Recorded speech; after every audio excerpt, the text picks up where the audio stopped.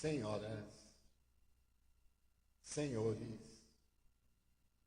queridas irmãs, queridos irmãos espíritas, jovens, amigos que nos acompanham pela tvc.com, nossos votos cordiais de muita paz. Acabamos de acompanhar a bela lição da astronomia, falando-nos da grandeza de Deus. Algumas dessas galáxias possuem um conglomerado de trilhões de estrelas cantando as glórias de Deus. Periodicamente, no entanto, a criatura humana, amargurada pelos conflitos internos e ansiosa na busca de uma liberdade total, vaticina que a Terra se vai acabar. Periodicamente, repetimos, essas propostas negativas, profecias de pavor, aparecem no cenário da cultura, procurando gerar pânico, desequilíbrio e insegurança emocional. Irá acabar-se a Terra? Haverá um fim do mundo geológico? É claro que sim. O universo encontra-se em permanente transformação. Não existe a lei do repouso, enquanto permanece gloriosa a lei do caos. Mas não é esse caos que fala de desordem. É aquele caos que dá origem à ordem, expressando a planificação divina, desde as micropartículas até a grandeza macrocósmica. Quando será o fim desse mundo? A destruição. Destruição que faz parte da vida. É necessário que tudo se destrua.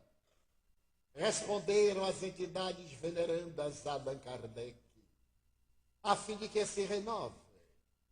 É através do processo transformador da superação de uma etapa que se origina uma outra forma de vida, cada vez mais perfeita. Nesse processo que avança na direção da perfectibilidade relativa a que tudo está destinado, pois que a perfeição absoluta é apenas Deus. Periodicamente, dizemos pela terceira vez, erguem-se vozes proféticas para tentar matar a vida, reduzindo tudo ao aniquilamento, como se em realidade houvesse o nada. Esse nada filosófico, que é a palavra vã que oculta a nossa ignorância. Essas apresentações de que a Terra vai ser destruída faz parte do processo depressivo, masoquista, das pessoas que se não realizaram e utilizam-se de aparentes coincidências cosmológicas para estabelecerem uma data na qual a vida desapareceria e o nosso céu, nossa terra, também se destruiriam nessa mesma oportunidade. Mais recentemente, surgiu a teoria do calendário maia, afirmando que no dia 21 de dezembro do ano 2012, às 11 horas da manhã, experimentaríamos o fim deste ciclo que diz respeito à existência planetária do orbe que habitamos. Uma leve observação em torno da proposta, numa teoria absurda, demonstra o equívoco em que permanecem aqueles que desejariam que a Terra se aniquilasse. Isto porque são vários os calendários maia. E, naturalmente, dentre outros, um deles se destaca por causa das observações astrológicas, já que o mês maia era constituído de 20 dias e, naturalmente, na decodificação desses dias qual ocorreu ao nosso calendário, muitos erros matemáticos apresentam-se. Para uns, essa ocorrência teria tido lugar por volta do ano 2005.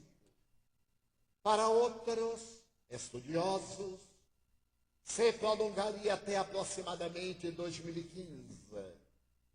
Mas alguns mais audaciosos estabeleceram o momento exato em que a vida seria riscada do mapa existencial. É óbvio que o calendário maia que fornece esses dados e que, repetindo, é apenas mais um, de maneira nenhuma refere-se à destruição do planeta, ao fim do nosso orbe. Simplesmente ele para na sua programação a respeito do futuro, o que é perfeitamente compreensível, porque seria impossível a esse povo grandioso, que um dia governou desde o Peru até a Guatemala, estabelecer um calendário que tivesse um caráter infinito, baseando-se apenas nas observações astrológicas. Graças a aparelhos sofisticados da atualidade, especialmente ao telescópio Hubble, sabemos que a cada segundo nascem galáxias, resultado da poeira estelar. E morrem galáxias, absorvidas pelos buracos negros, em um fenômeno normal dentro do nosso cosmos. É evidente que um dia também a Terra, também o sistema solar, serão desintegrados pelas próprias constituições das forças energéticas que os mantêm na gravitação em órbita, não somente desse grupo, mas especialmente do imenso périplo que realiza em volta de Alcíone, uma das 7 estrelas que tivemos a oportunidade de ver há pouco e que formam parte das Pleiades, um conglomerado que se percebe a olho nu desde a Grécia remota, na grande constelação do Touro. E isso ocorrerá inevitavelmente, porque o Sol, que nos proporciona vida, é uma massa gelatinosa ígnea, que vive de explosões nucleares, e que naturalmente interferem essas explosões ou manchas em todo o sistema que ele orbita em derredor.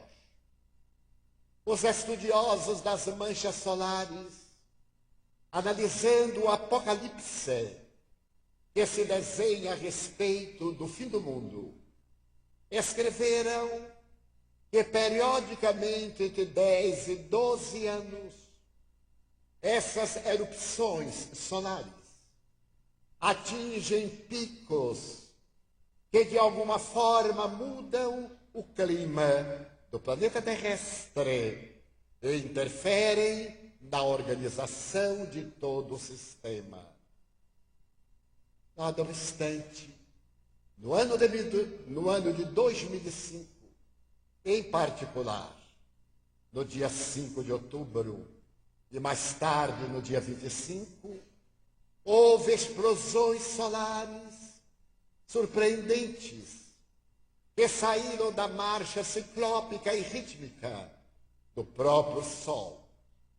Aquela do dia 5 de outubro teve uma dimensão assustadora, porquanto a sua massa em expansão, além do nível do disco solar, foi maior do que o volume do planeta terrestre. E isso influenciou naturalmente as marés, dando lugar a algumas convulsões sísmicas, tornados, erupções vulcânicas, terremotos, maremotos, secas e chuvas em abundância. Mal a terra se recompunha no dia 25 do referido mês e ano, uma nova mancha solar.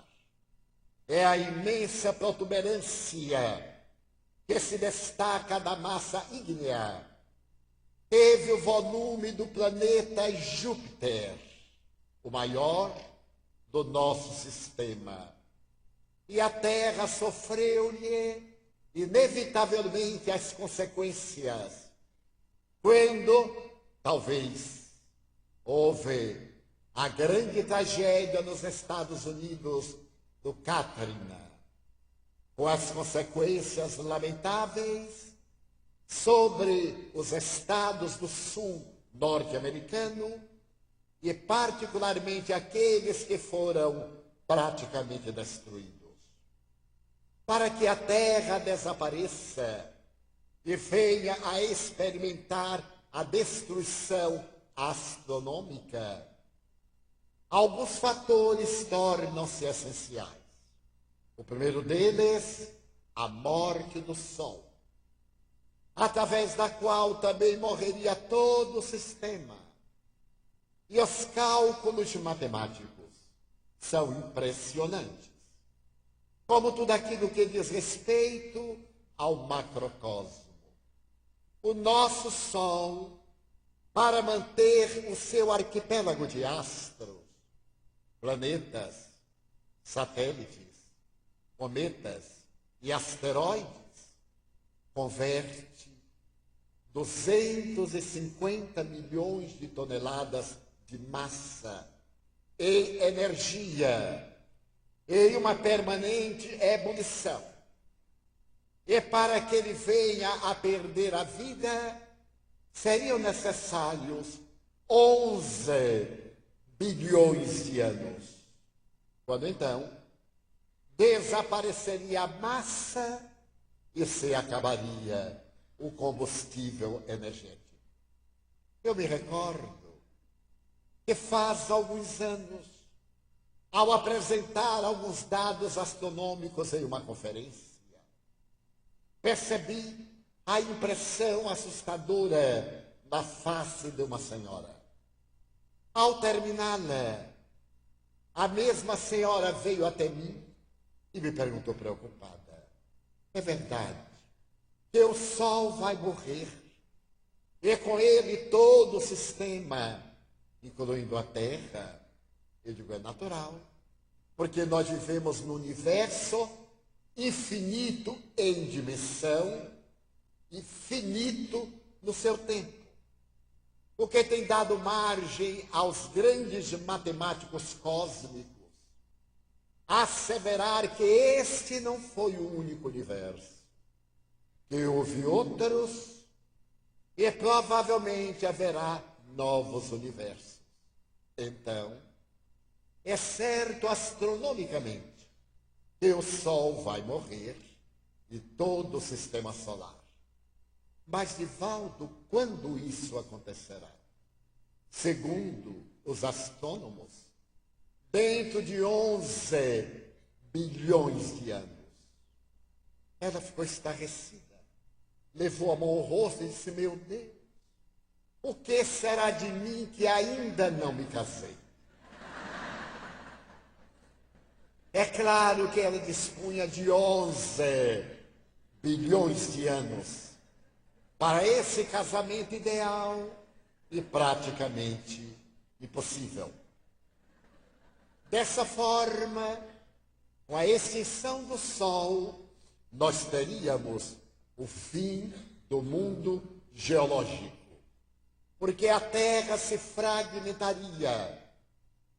A segunda hipótese astronômica seria de um choque com um grande asteroide, como aconteceu anteriormente, quando um deles caiu na Sibéria e provocou uma fossa de milhares de quilômetros, levantando uma camada de poeira que envolveu o planeta por vários séculos, o que teria motivado de alguma forma, segundo uns, a morte dos sáurios, que então habitavam a nossa terra querida. Desse modo, qualquer probabilidade mágica de que o mundo se vai acabar às 11 horas da manhã do dia 11 de dezembro do ano 2012, não passa de uma proposta mítica ou de um desejo insano de extinguir a vida. Mas à luz da doutrina espírita, quando isso vier a acontecer, o que certamente se dará um dia, de maneira nenhuma afeta a vida em si mesma, porque a vida tem um caráter de indestrutibilidade. O ser, desde que criado, faz ciclo de luz que vem da divindade, tem um caráter de imortalidade. Veste a indumentária carnal, despe-a, volta a vesti-la e permanece na vida, que é indestrutível. Os espíritos guias da humanidade informaram a Allan Kardec que a vida não necessita do planeta físico para poder desenvolver-se. Mesmo fora das dimensões materiais, a vida expressa-se numa gama de vibrações que nos escapam, em uma ordem de grandeza que vai além de qualquer perspectiva da nossa imaginação. A vida em si mesma, que se encontra vibrátil das micropartículas e que deram lugar às primeiras organizações unicelulares na intimidade abissal das águas profundas dos oceanos, progrediu naturalmente até atingir esse biótipo que somos nós. Em um período astronomicamente breve, 2 bilhões e 200 milhões de anos. E o ser que estamos, porque nos encontramos em uma fase de transição para órgãos mais aprimorados e formas mais utilizadas, tem uma variante de 60 mil a 100 mil anos, por ocasião do momento em que o Pithecanthropus erectus proporcionou o surgimento do Homo sapiens, nem tão sábio assim, mas que expressa a faculdade de pensar, adquirida aproximadamente há 60 mil anos, quando lhe surgiram as primeiras emoções. Foi aproximadamente nesse período que a psique humana, que era uma unidade, expressando somente as funções básicas, aquelas de natureza sensorial, comer, dormir e reproduzir-se, essa psique experimentou uma fissão quando surgiu a primeira emoção humana. Ela teve lugar no momento em que aquele ser, que era bípede e absolutamente animal, deu-se utilizando do seu cérebro, que já atingira o terceiro nível, o neocórtex, experimentou medo, medo das noites, medo dos adversários, outros animais, outros seres humanoides. Essa expressão primeira do medo, diz o grande psicólogo americano, Dr. Watson, fez na psique que houvesse uma ligeira fissão e a psique libertasse o self, o si mesmo, a capacidade de pensar, de emocionar-se, de raciocinar e de discernir. Enquanto que nesse eixo delicado, o ego foi se distanciando e apareceram os primeiros arquétipos da sombra, o medo. Esse medo teve origem no relacionamento na furna, quando o homem primitivo começou a perceber que outros tombavam, decompunham-se e desapareciam, destruídos pela decomposição cadavérica, que eles não entendiam. Este fenômeno mortis provocou-lhe um certo pavor do fenômeno vitae. E é nesse momento que a psique apresenta-se com o valor do raciocínio, que é do ser profundo, e as necessidades biológicas e emocionais que pertencem ao ego. Deste medo surgiriam as demais emoções equivalentes: o terror, o pavor, o receio, sendo aquele medo a primeira manifestação emocional.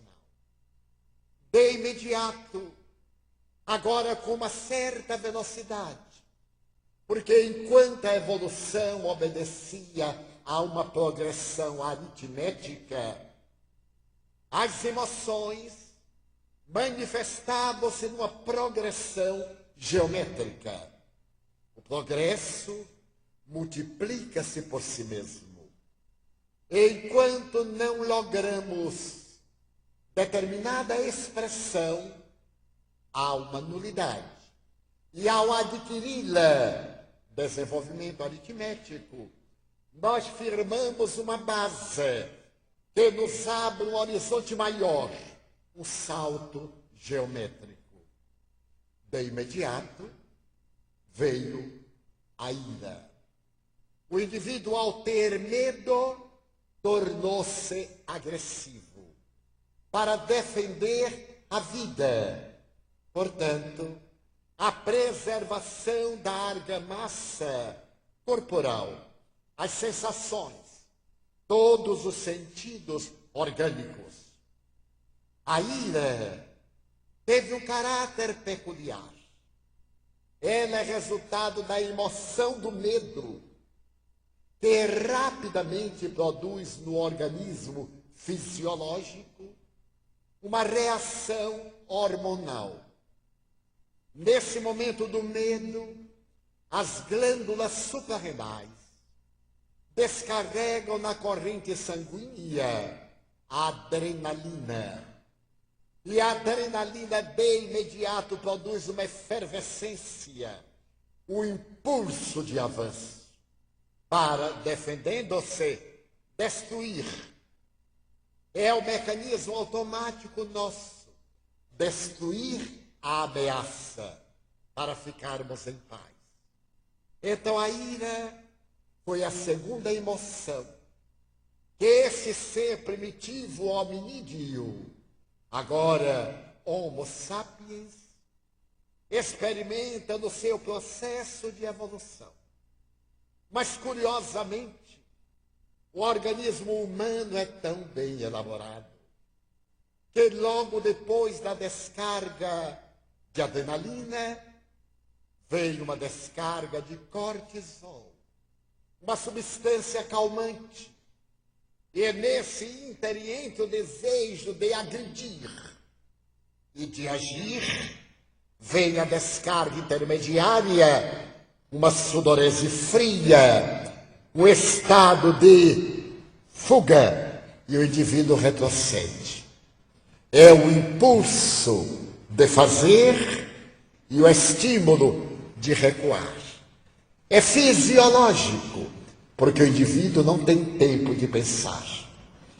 Então, dessa ira, irão nascer as outras emoções.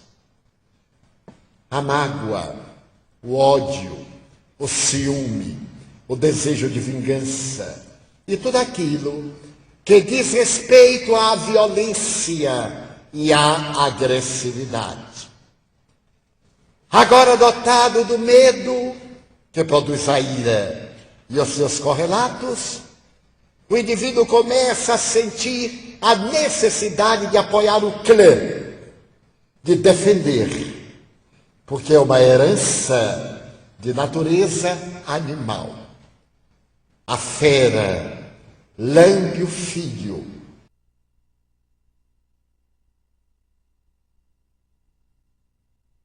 Montanha das coníferas resinosas, os tremores de terra, os vulcões, tudo aquilo que ocorria na face da terra, permanece em nós como a mais antiga e viva emoção do nosso processo antropossócio-psicológico da evolução.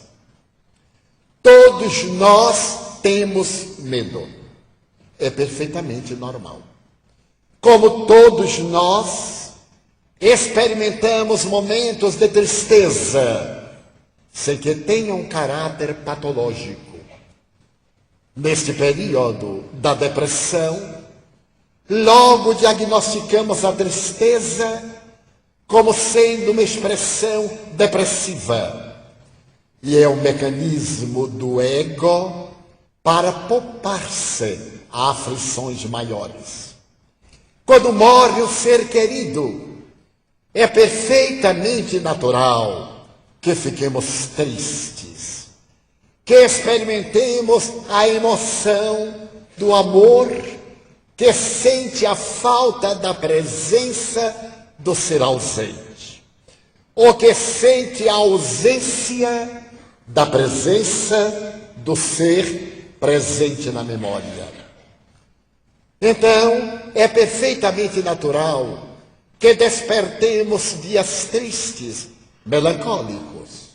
Nada obstante, se essa tristeza se prolonga e se aprofunda, torna-se de natureza patológica, necessitando de assistência especializada. Mas ficar triste, estar triste é muito saudável. Periodicamente, novamente a mesma palavra, Temos uma necessidade de fugir para dentro e de nos isolarmos. As pessoas saudáveis, a partir de Jesus Cristo, de quando em quando, necessitam de realizar uma viagem profunda no céu, sair da superfície egóica das coisas, das pessoas, para o alto encontro, recomendado em O Livro dos Espíritos, na resposta à questão 919. Conhece-te a ti mesmo. Só é possível o autoconhecimento com uma reflexão silenciosa, fora do bulício, algo melancólica, porque é uma busca. Toda busca produz ansiedade, que é perfeitamente normal. Ter ansiedade quando se aguarda alguma coisa é saudável. Ser vítima de arritmia cardíaca, sudorese abundante, as mãos úmidas e frias, já é um estado patológico. Quem não se recorda do Pequeno Príncipe? Se tu dizes que vem às 4, desde as 2 eu te espero. É uma pessoa normal. Há aqueles que esperam desde a véspera. É patológico, porque não dormem, ficam ansiosos. Eu tenho amigas que ficaram esperando o casamento do príncipe William com Catherine, que deveria começar no horário do Brasil às 5 da manhã. As minhas amigas ficaram na televisão desde as 4 da tarde da véspera, para não perderem aquele momento. E como era natural, quando chegou a hora das 5 da manhã, estavam todas dormindo e perderam o casamento por causa da ansiedade que produz desequilíbrio. Dessa maneira, esses fenômenos psicológicos que produzem efeitos fisiológicos vão lentamente levando-nos ao sentimento do self profundo. É necessário que aprendamos a fazer silêncio.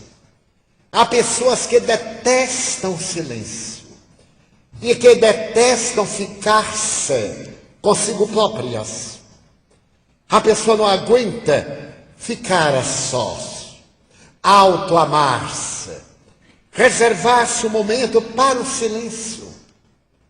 Alguns optam por uma boa música, por um balé.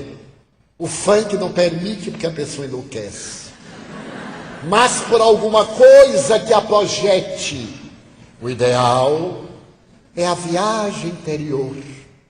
Para esse silêncio que vai fazer o ego diminuir os seus impulsos, porque alarga os horizontes da psique e diz que o ego é transitório. Ele irá desintegrar-se com toda a sua carga arquetípica de sombras, de inquietações, de transtornos, porque a função da nossa reencarnação é fazer a fusão do ego no self, que também tem sombra, porém uma sombra dourada, porque sendo um fascículo de luz que vem da divindade, é óbvio que nele estão incertas todas as questões que dizem respeito à vida e ao universo. O que levou Carl Gustav Jung a referir-se ao inconsciente coletivo que nos permite informações de tudo que existe desde a primeira mônada. Então é natural que esta vida gerada pelo inefável amor de Deus jamais se desintegre. Estamos sempre evoluindo. E dizia Kardec, repito, que não é necessária a organização fisiológica para que se manifeste a vida. E porque existe a organização fisiológica, qual a necessidade da nossa encarnação, das nossas reencarnações? É que, para desdobrar-se a semente divina, faz-se-nos indispensável o meio orgânico que funciona como solo generoso que aquece a semente e, através da umidade e do heliotropismo, permite que a semente se entumeça, que distenda uma raiz mestra para baixo e uma pequena haste da delicada plântula para cima, para transformar-se no ser vegetal que um dia vai repetir a experiência com novas sementes. A criatura humana, o espírito, a psique, necessita deste fator orgânico para, mergulhada no abismo da matéria, encontrar os fatores propiciatórios para o desenvolvimento de todos os requisitos divinos que nele o ser dormem, o grande letargo, aguardando a evolução. É, portanto, neste bloqueio da lucidez, no calor da existência, no deotropismo, na atração para Deus, que nós emergimos do caos da ignorância, na direção da sabedoria, a conquista da plenitude, desenvolvendo Deus interno para poder sincronizar com o Pai Criador. Então o problema do fim do mundo não nos deve preocupar de maneira alguma, porque a morte, quando nos advenha, seja ela por uma parada cardíaca, por um acidente cardiovascular, por um problema orgânico de longo curso, ou por um incidente, acidente ou circunstância imprevista, o mundo se acabou naquele momento. Porque passamos a viver outra dimensão. Naturalmente, em volta da Terra, se a ela estivermos vinculados sensualmente, ou distante da Terra, se houvermos terminado nosso compromisso com a Madre querida, que nos serve de berço e que nos proporciona o desenvolvimento intelecto-moral. Desse modo, os vaticínios a respeito do fim do mundo não nos merecem a mínima consideração. Deveremos encará-lo como necessidades mitológicas e encontrar as raízes naquele medo ancestral do homem primitivo que não compreendeu o fenômeno da desintegração molecular dos seus pares que caíam. Mas o que é curioso nessa fase antropológica é que foram os seres que morreram quem retornaram para falar a respeito da vida. Não foi o ser humano que concebeu a imortalidade da alma. Foram os seres que perderam o corpo, que voltaram ao proscênio terrestre, demonstrando que haviam perdido somente a indumentária, não a realidade.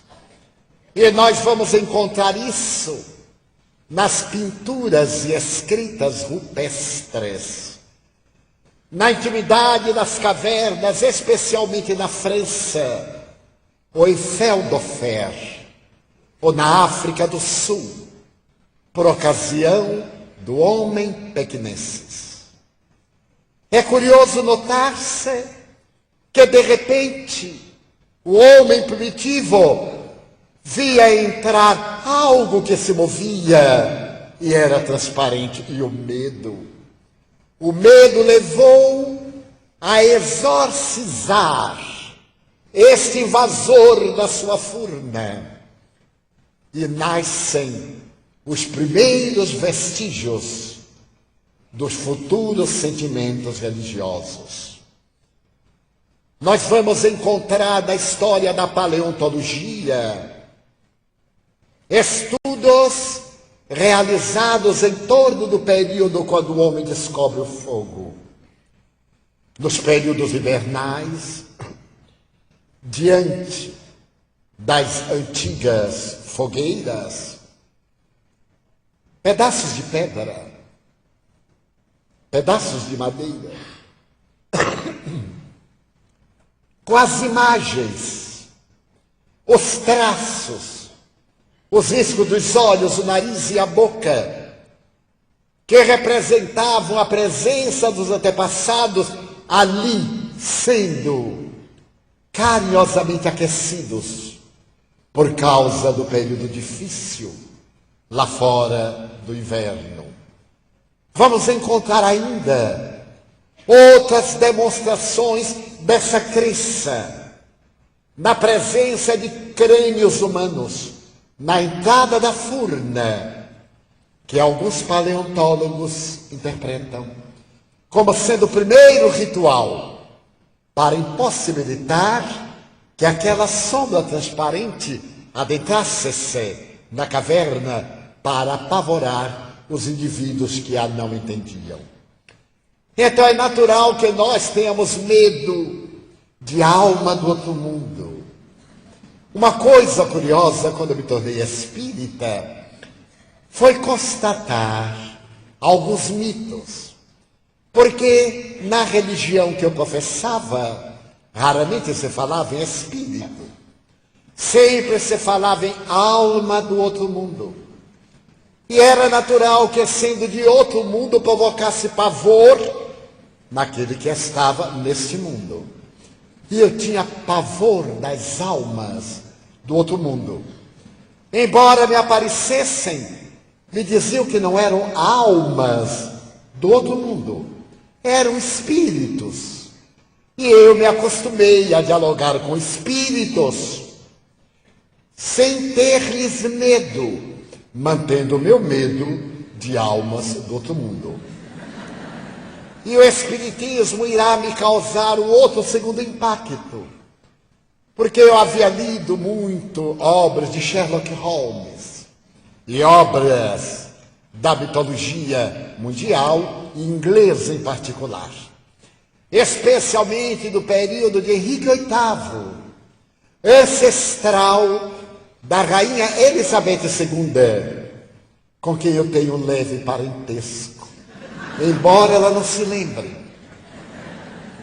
Curioso que quando eu li as obras e me lembrava de Ana Bolena e dos fantasmas ingleses, eu delirava e apavorava-me, principalmente dos fantasmas que subiam as escadas acorrentados, produzindo ruídos especiais, ou das portas que rangiam, ou dos gemidos, aquele profundo Como eu tinha medo. Ao me tornar espírita, foi-me uma decepção terrível, porque os espíritos não dizem ui, eles dizem agora vamos acertar as nossas contas. Mas não pode haver nada mais lindo do que podermos voltar do além e apavorar a família com as nossas correntes nas escadas e gemidos, para poder cobrar as nossas dívidas, principalmente se os herdeiros estão malbaratando a nossa herança, usando as nossas roupas, estragando-as. Deve dar uma dor profunda na alma do outro mundo. Mas no espírito não, porque é natural que ele esteja agora perfeitamente lúcido da sua realidade. E de acordo com o seu grau de evolução, liberte-se desses impositivos egóicos, que são os pertences, os teres, para que se substituam pelo ser verdadeiramente imortal. Diante desta primeira panorâmica, uma alegria imensa. A vida é indestrutível. No corpo ou fora do corpo, estamos sempre na vida. Vivemos de tal forma que, ao suceder o fenômeno da morte biológica, possamos continuar ricos de alegrias, abençoados pela esperança, e enquanto na terra, que a nossa vilegiatura caracteriza-se pelo bem servir, pela imensa arte de amar. Conta-se que certo dia alguém bateu à porta de uma residência relativamente modesta. A dona da casa foi abrir e encontrou 3 mendigos. Um deles acercou-se e disse: senhora, nós gostaríamos de entrar em sua casa, mas somos 3, então somente de nós tem o direito a habitar a casa. Eu sou o amor, este é a fartura, e este é o poder. Então a senhora escolhe qual de nós deve entrar em sua casa. Ela ficou emocionada. Diz: mas que pena que meu marido não está aqui. Então, não entraremos. Aguardaremos seu marido chegar. E à noite, quando o marido chegou, ela narrou aqueles mendigos inusitados que vieram à sua residência. E o marido disse: meu bem, vamos permitir que entre a fartura, porque a nossa casa ficará referta de benefícios que nos serão muito úteis para sempre. Mas a fartura, que tal se entrasse o poder? Porque o poder proporciona-nos a fartura. Ele meditou e disse: não, o poder um dia desaparece, a fartura um dia se acaba, vamos convidar o amor. Ela veio à porta, chamou os 3 mendigos e disse-lhes: meu marido e eu elegemos o amor para habitar nossa casa. Então o amor disse: abra bem a porta. Entraremos os 3. Mas por quê? Porque onde existe amor, há fartura. E onde existe amor, há poder. E entraram os 3, tornando o casal imensamente feliz. Em nossa existência, diariamente estamos sendo provocados pela fartura, pelo poder e pelo amor. Teremos sabido eleger qual desses abençoados mendigos pode habitar a casa do nosso coração, da nossa vida. Felizes seremos aqueles que elegermos o amor, porque o amor nos propiciará fartura, abundância, alegria inefável e o poder de governar as nossas próprias paixões, administrando-as e transformando-as no inário de bênçãos que nos levarão ao poder total sobre nós mesmos. Vamos fazer o nosso primeiro intervalo, mas antes, nós vamos repetir o que fazemos em todos os seminários. Uma breve notícia sobre a nossa revista, a revista Presença Espírita. A nossa revista é bimestral, de 2 em 2 meses. Ela chega às mãos do leitor. É uma das 3 revistas mais completas do movimento espírita mundial. Eu já estive em 65 países e a nossa revista está em 62, porque em todo lugar estão brasileiros e portugueses. E sempre nos auditórios tem alguém de língua portuguesa. Quando nós apresentamos a revista, faz uma assinatura. A revista em quadricomia, em papel crochê, um excelente presente. E é encarregada de levar a mensagem espírita. Então nós temos o método da assinatura anual. Quem desejar, aí, do lado de fora, poderá assinar a nossa revista e a receberá pelo correio 6 números no ano por R$ 45. A revista já com o porte pago. Mas nós resolvemos fazer o Clube do Livro Espírita. O livro de lançamento sobre Joana e Jesus está com preço de capa de R$ 30. Vezes 6, 180. Mais 45 da revista, 225. Se a pessoa assinar o Clube do Livro, receberá durante o ano 6 livros, 6 revistas por R$ 110. Menos da metade do preço comum.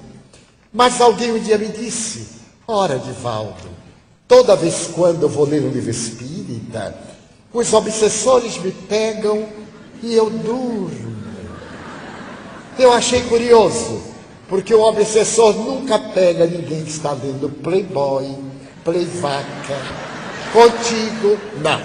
Então eu tive uma ideia de fazer no clube do DVD. Um DVD custa R$ 25, vezes 6, 150. Com 45, 195. Se a pessoa fizer a assinatura anual, paga 120 e recebe 6 DVDs, 6 revistas. Pois alguém me disse: você acha que eu vou ficar 1 hora olhando o DVD?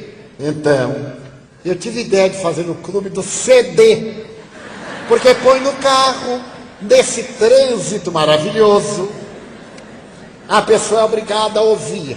Então, a pessoa paga R$ 105 por 6 CDs, 6 revistas. Quem tiver interesse em divulgar a doutrina, porque não há interesse comercial em nossas atividades, divulgar o Espiritismo corretamente, o nosso pessoal está às ordens. Teremos então um intervalo de meia hora e logo retorno.